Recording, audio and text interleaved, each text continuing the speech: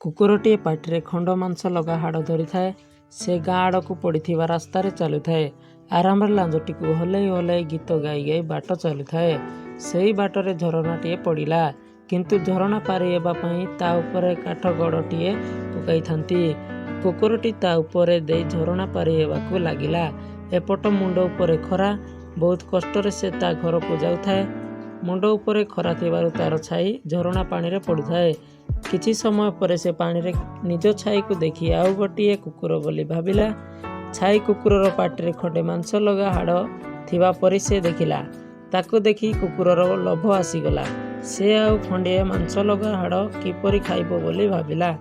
ଏହାପରେ ହଠାତ୍ ସେ ଭୋ ଭୋ କହି ଛାଇ ଆଡ଼କୁ ଭୁକିବାକୁ ଲାଗିଲା।